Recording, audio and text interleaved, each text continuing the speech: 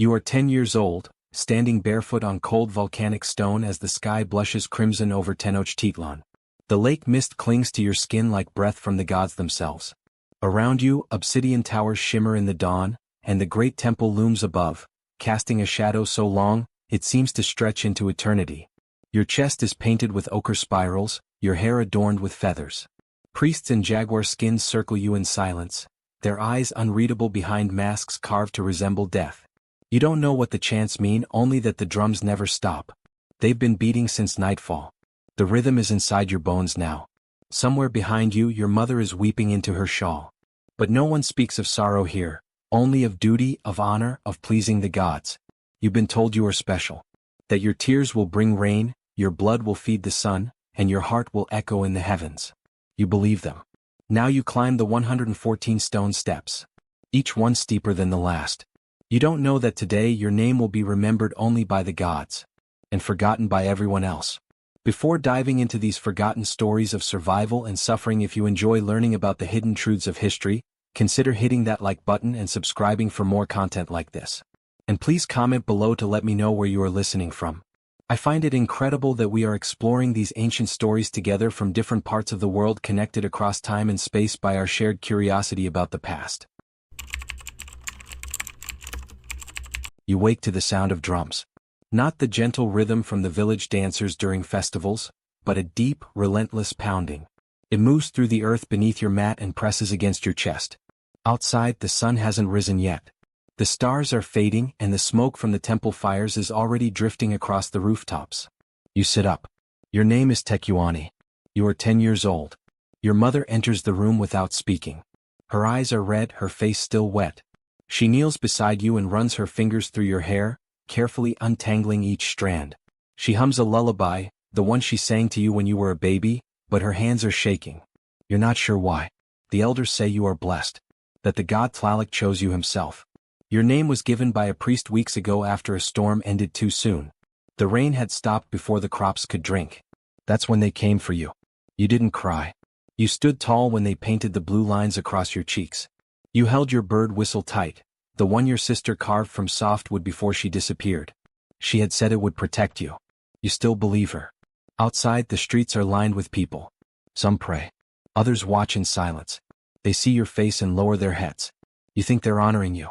The priest arrives in a cloak made of feathers. His skin is covered in ash.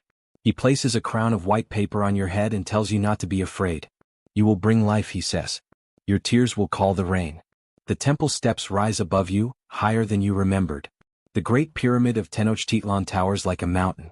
You count the first few steps but lose track. The drums grow louder with each one. Halfway up, your legs begin to ache. You want to rest but you know you can't. At the top, the sun breaks through the clouds and paints the sky orange. The altar is wet with something dark. You try not to look. You grip your whistle. You remember the game your sister used to play, where she hid it and made you find it using only your ears. She said the gods like to hear you laugh. Now no one is laughing. A second boy stands near the altar. He's younger than you, maybe 7. His feet are swollen and his tunic is stained. He is crying loudly, choking between sobs. A priest kneels beside him and says something you can't hear.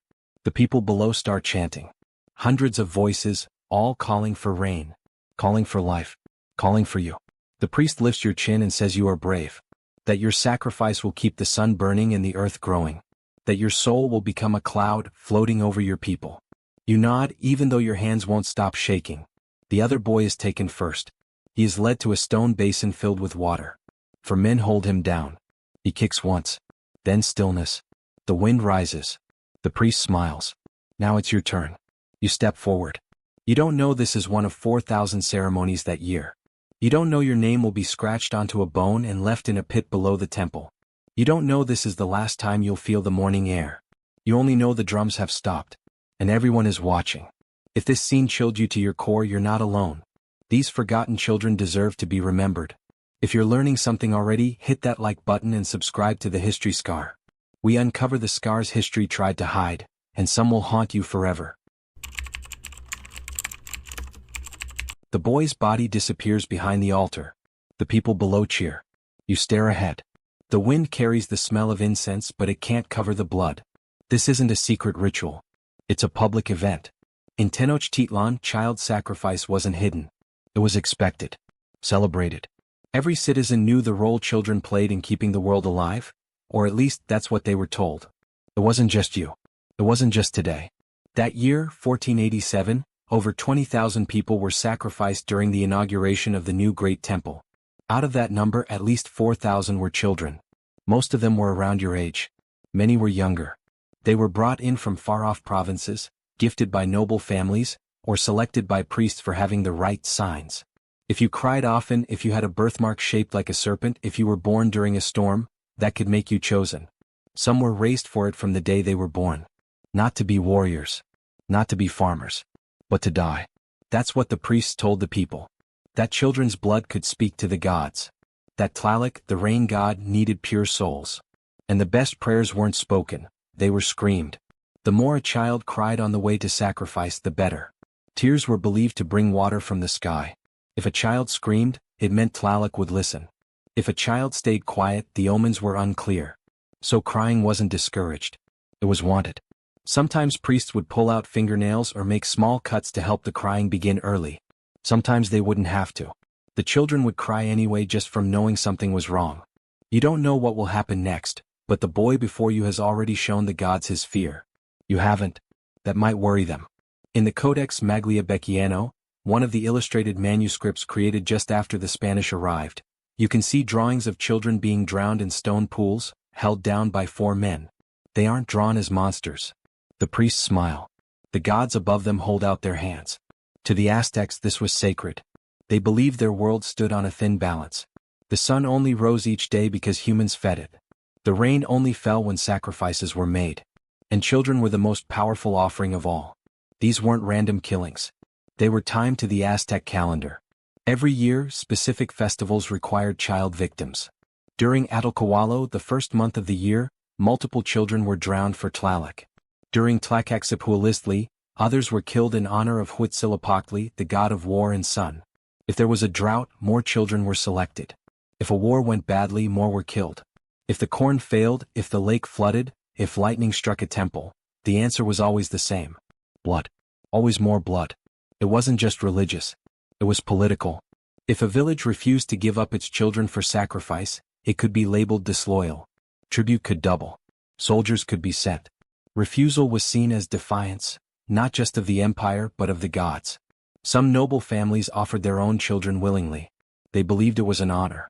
The priests promised that their children would become gods, that their sacrifice would protect the entire community. Some even hoped to be chosen. But the children didn't understand that. You didn't understand that. You thought the chants, the paint, the gifts meant something else. You thought being chosen meant you were important, not disposable. If you look around, you'd see the murals painted along the walls of temples. You'd see children kneeling at altars, smiling gods hovering above them. The art doesn't show fear.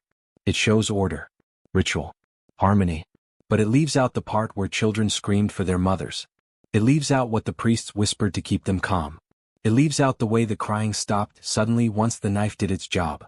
In some ceremonies, the children were dressed to look like the gods themselves. Little cloaks, feathered masks, shells on their ankles. They were told they were becoming divine. And maybe they believed it, right up until the blade touched their skin. To this day, many people still don't want to talk about this. They want to focus on the beauty of Aztec culture, on the temples, the math, the calendars.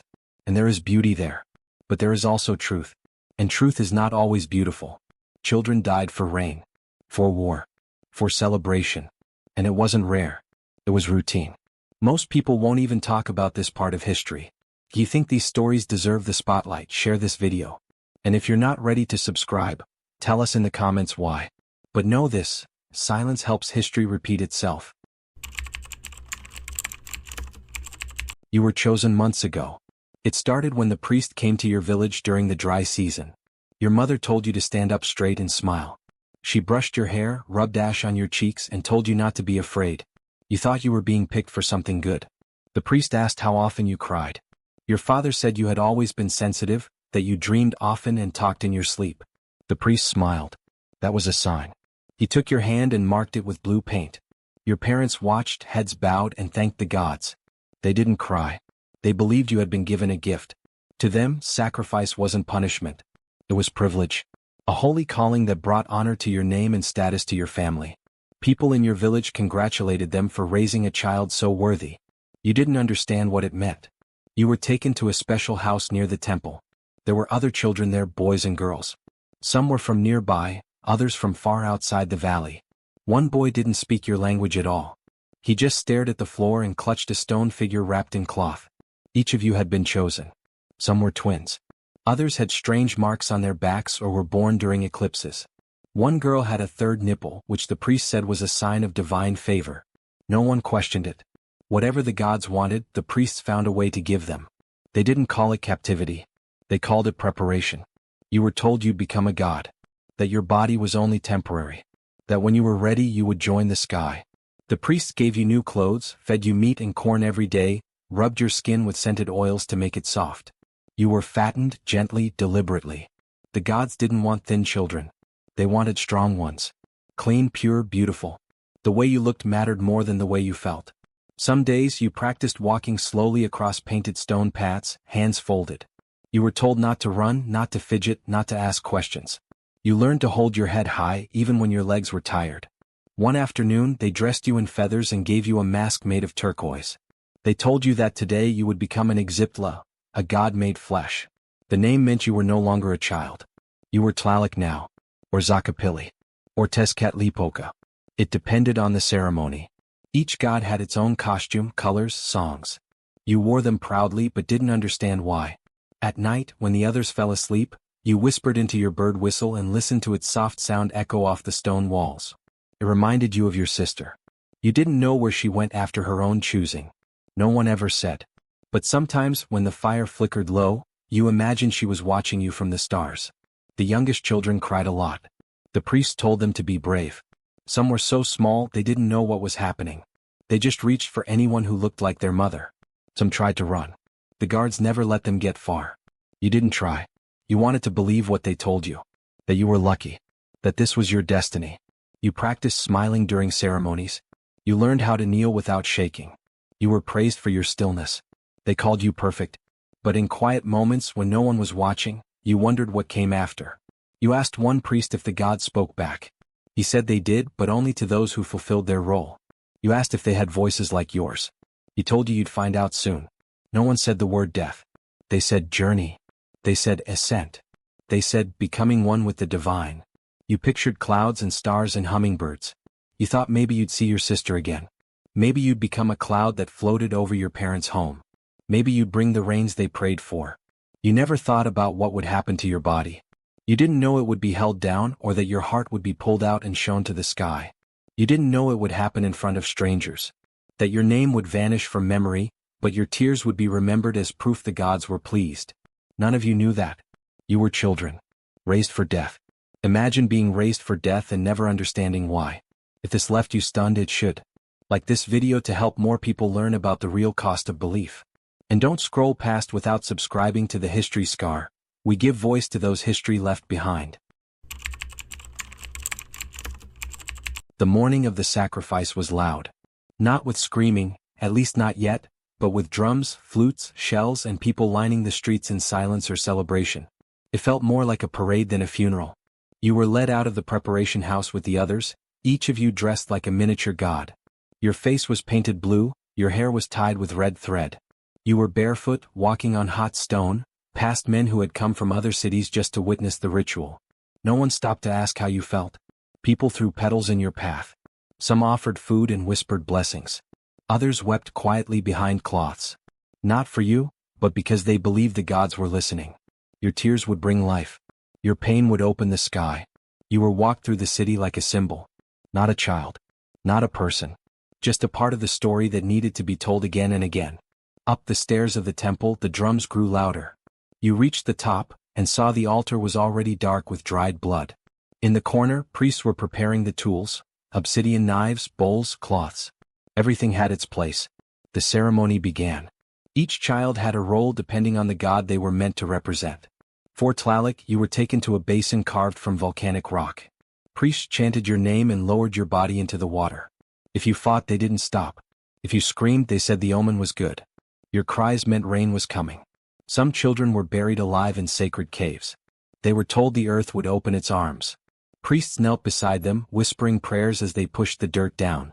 The sound of breathing became softer, then stopped. Others, chosen for the sun god, were held down on a flat stone. One priest held the head. 2 more held the arms and legs. The 4th cut through the chest and pulled out the heart, still beating, still warm. It was held up to the sky, then burned or placed in an offering bowl. The body was rolled down the steps of the pyramid, arms limp, head bouncing with each stone hit. Below, the blood was collected. It was painted on statues, smeared on temple walls, poured into cracks in the earth. This wasn't chaos. It was theater. Every move rehearsed. Every part of the ritual designed for public view. Screaming wasn't a sign of weakness. It was sacred sound. The gods didn't want silence. They wanted noise, terror, suffering. That's how they knew the offering was real. Priests wore the skins of earlier victims. Days old, dried at the edges. Some still moist. The skins were draped like cloaks, tied at the back. This was part of the ritual too. It was believed that by wearing the flesh, they carried the energy of the god inside them. Children watched this and thought it was normal. So did their families. Some parents were proud. They stood below the steps and smiled through their tears, believing their child had reached greatness. Others were forced to watch, helpless. Conquered villages were required to send children. Refusing meant punishment, or worse. Many children died in front of their own mothers. No child who went up the stairs ever came back down the same. The ceremonies could last for days. Hundreds of children sacrificed across different temples, each with a crowd, each with a chant. No matter how many were killed, the message stayed the same. Life requires death. The more dramatic the ritual, the more powerful the blessing. If the skies opened afterward, the people would celebrate, not mourn. You weren't buried with your name. There was no stone for you. Your bird whistle was taken and burned. You were not remembered for who you were, but for what you were made to represent. Your death was a symbol. Your body a stage prop. The blood in your veins was counted as payment. This system was built to make people forget the individual. They didn't speak about how your legs shook before you were taken. They didn't record that you looked for your sister in the crowd. They didn't care that you still thought about your village at night. That you wanted to live. No one asked what you wanted. Because in the eyes of the ritual, your desire didn't matter. Only the outcome did. These weren't hidden crimes. They were tradition. And tradition is powerful. The murals on temple walls didn't lie, but they left out the pain. They showed gods smiling, hearts lifted, crowds dancing. They didn't show the children trying to hold back tears or the ones who went silent long before the knife reached their chest. Even now, some people hesitate to speak about it. They say it's uncomfortable. That it's too dark. That we should remember the beauty of the culture instead. But beauty and cruelty can live side by side. And thousands of children were turned into symbols because adults believed their deaths would keep the world turning. It's tempting to look away, but that's exactly what history hopes you'll do. These were children. Real children. Their names were never recorded. Help us honor them. Like, share, comment, subscribe. Or explain in the comments what's stopping you. Not all sacrifices were about faith. Some were about power. Behind the chants and the incense, behind the names of gods and the cries for rain, there was something else: control. Aztec rulers didn't just sacrifice children to please the sky. They used their deaths to hold their empire together. It worked. Tenochtitlan wasn't just a city. It was the center of a network that stretched across central Mexico. Dozens of smaller states paid tribute. Crops, gold, warriors, and people. Often, children were part of the payment. And if a province refused, the message was simple. Defiance would be met with war, and war would be followed by public sacrifice. Not just of warriors, but of their children. Sacrifice became a form of political theater. During the dedication of the Templo Mayor, the most sacred temple in Tenochtitlan, an estimated 20,000 people were killed. Many were prisoners of war, but children were among them too. Their deaths were not random. They were timed, rehearsed, and placed on display. The people were meant to see it. That was the point. The temple wasn't just a religious structure. It was a monument to state power. The emperor used the rituals to prove his right to rule, to remind his people that the gods spoke through him, and that keeping the empire alive required obedience and blood. If the rains didn't come, children died. If a neighboring city rebelled, children from that city were marched to the altar. Even within the empire, political rivals who threatened stability were sometimes punished through ritual. Their families were targeted. Their youngest sons or daughters offered up as examples. The public was told it was necessary to restore harmony. It was a warning dressed as worship. There's archaeological proof of this strategy. At the base of the Templo Mayor, excavations led by scholars like Eduardo Matos Moctezuma have uncovered mass graves of children. Some still wore necklaces. Others had stones placed in their mouths, a ritual meant to symbolize feeding the earth or preparing them for the journey to the afterlife. They were buried in groups, aligned with calendar events, aligned with imperial announcements. Their bones tell a story the murals do not. Many of the skulls show signs of malnutrition, while others reveal deliberate physical preparation. Smooth teeth, carefully groomed hair, signs of ritual cleaning. These weren't battlefield victims. They were handpicked. Michael E. Smith, a leading scholar on Aztec society, has written about how human sacrifice served more than just spiritual needs. It was a tool of empire, a psychological weapon. When people watched children die in the name of the gods, they didn't just see a religious act. They saw the cost of disobedience. They saw what happened to those who didn't align with the capital. Fear kept the empire running as much as belief. And in the empire's final years, when the Spanish arrived and resistance grew stronger, sacrifices became more intense. Larger crowds. More victims. More children. The rituals were used not to ask the gods for protection, but to show that power still rested in the hands of the rulers. It was the empire's last attempt to stay in control. To the common people it was tradition. But to those at the top it was strategy. Sacrifices weren't random. They were announcements. They told enemies, we control life and death. They told allies, you're only safe because we allow it. And they told the gods, we are still worthy. That's why children were chosen so often. Their innocence made the sacrifice more dramatic. Their tears made the ritual harder to ignore. Their deaths made the message louder. Even now, long after the empire fell, the stone altars remain. So do the murals, the knives, and the broken bones buried beneath the pyramids. The evidence is there. And it doesn't lie. This wasn't chaos. It was policy. If this changed how you see the past, don't let it stop here. Share this video so others can learn what history tried to bury. Like, comment, subscribe to the History Scar. We bring the truth back to light, no matter how uncomfortable it is to face. The day arrives without warning. Tenochtitlan is woken before sunrise. He hasn't slept much. His thoughts were loud even in the quiet. He was told this day would come, but no one ever said when. The priest's hands are gentle as they paint the blue streaks across his cheeks. A crown of yellow feathers is placed on his head. His skin is rubbed with oil until it shines in the firelight. He's handed a cup of chocolate, thicker than usual, mixed with spices to calm his nerves. He sips it slowly, unsure whether it's meant as comfort or final preparation. The clothes are new. Soft, white cotton. Shells tied to his ankles. He is told to walk tall, speak only when spoken to, and remember that the gods are watching. Tenochtitlan nods. He doesn't feel afraid. He feels nothing. Outside, the city is already awake. Crowds gather at the base of the pyramid. Some carry flowers, others chant softly. His mother stands near the edge, face pale. She presses her hands together so tightly that her knuckles turn white. His father keeps his head down. Their son has been chosen. They're supposed to be proud. Tenochtitlan sees them but doesn't wave. He steps forward when the drums begin. Each beat matches his steps. The pyramid rises above him like a mountain. The sun is beginning to rise behind it, casting long shadows. The stairs seem endless. He counts the first 10, then stops. His legs already feel heavy. Halfway up, he stumbles. A small slip, nothing serious, but the guards react quickly. One grabs his arm to steady him.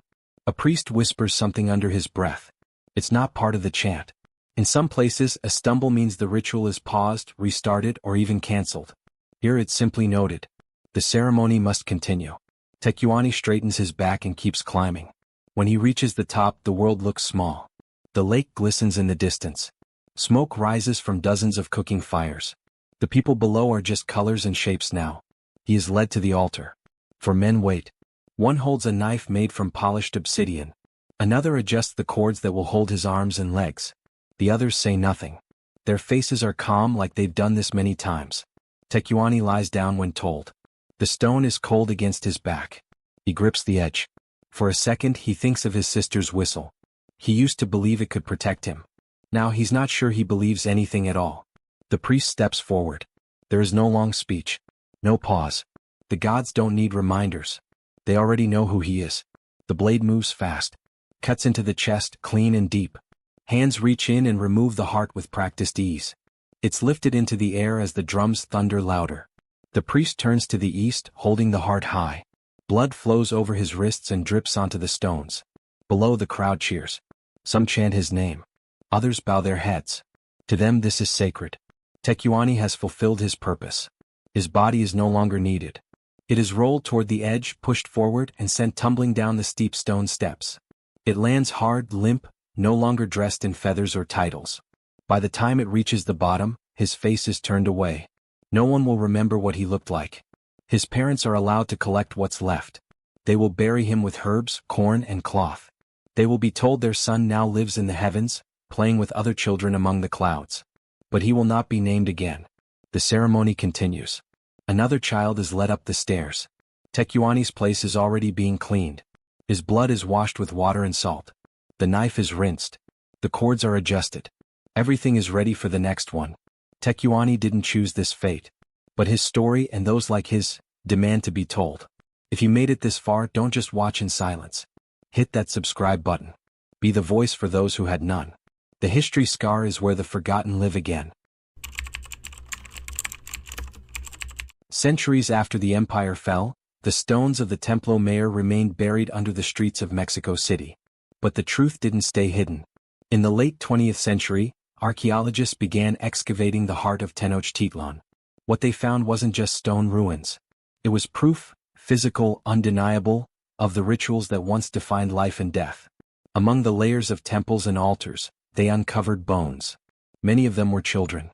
The skeletal remains showed clear signs of violence. Cut marks across rib cages. Damage to the sternum where blades would have entered.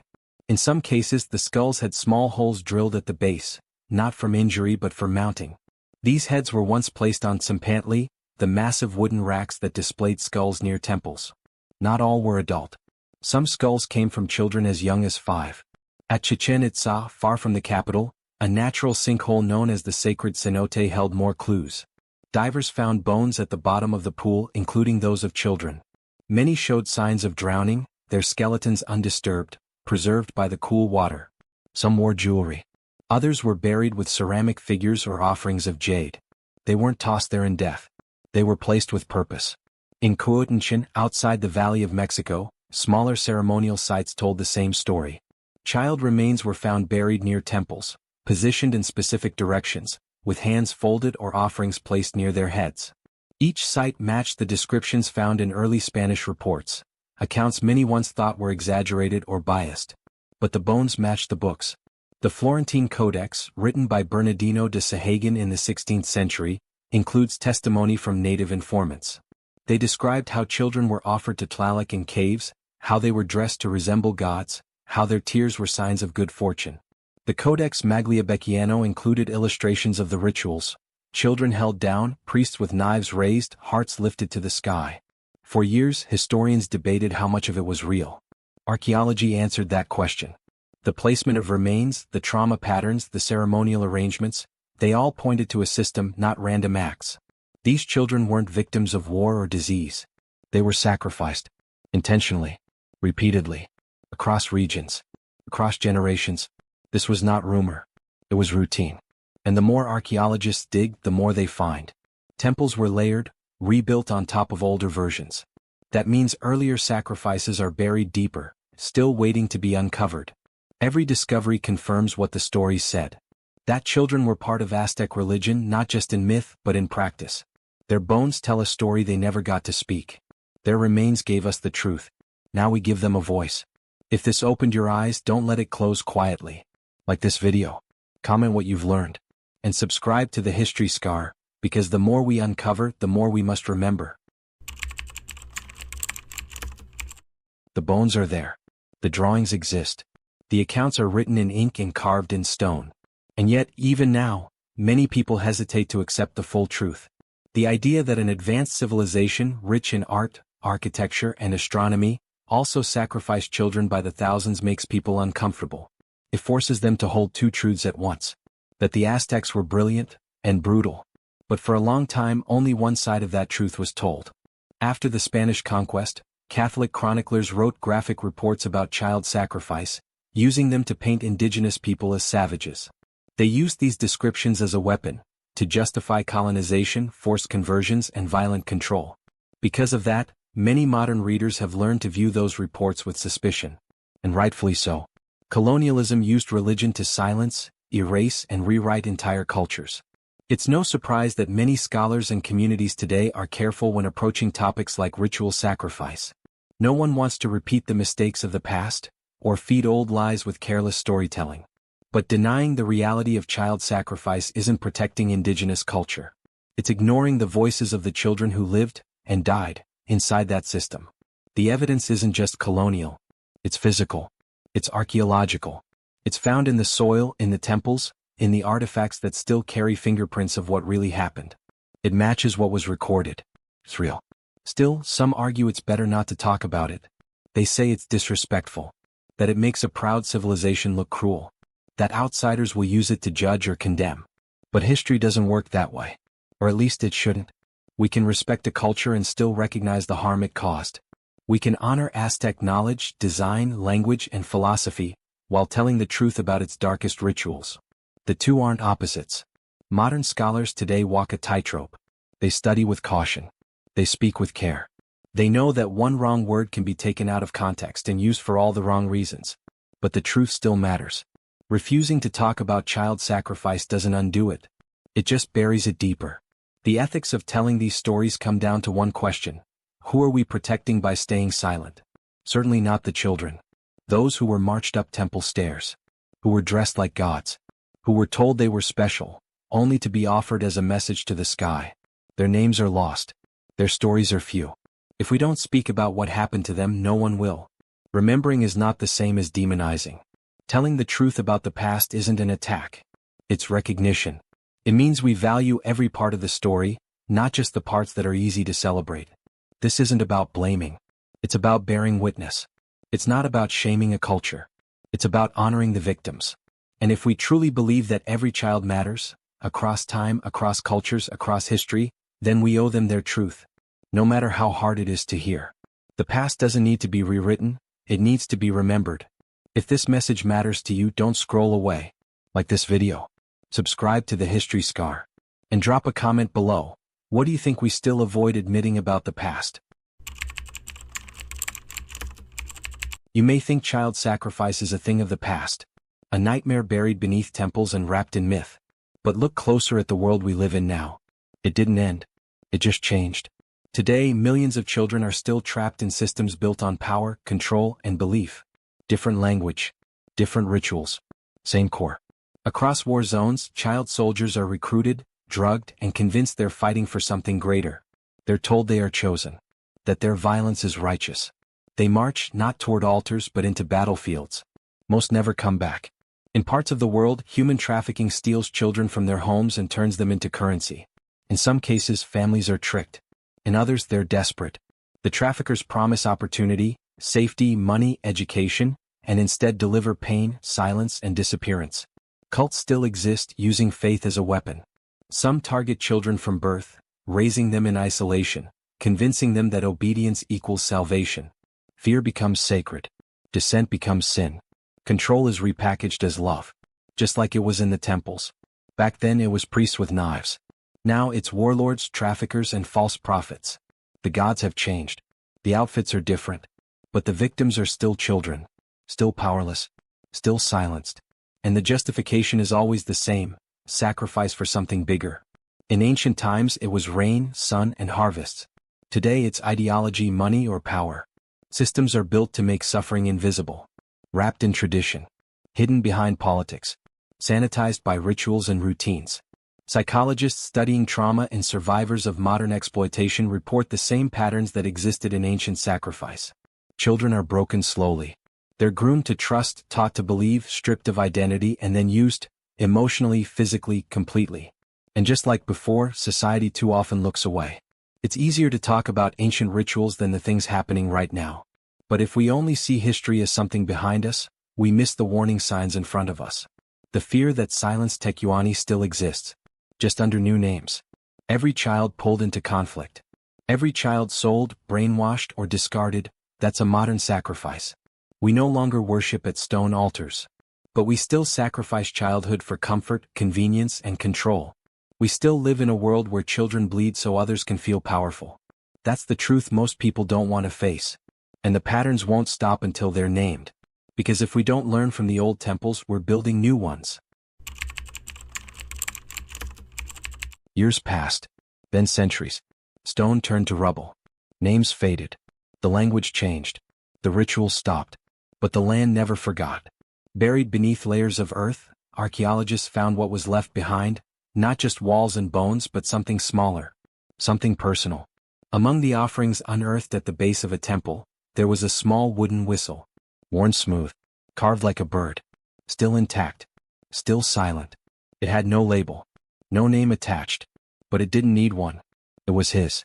Tenochtitlan's whistle. The one his sister gave him before he was taken.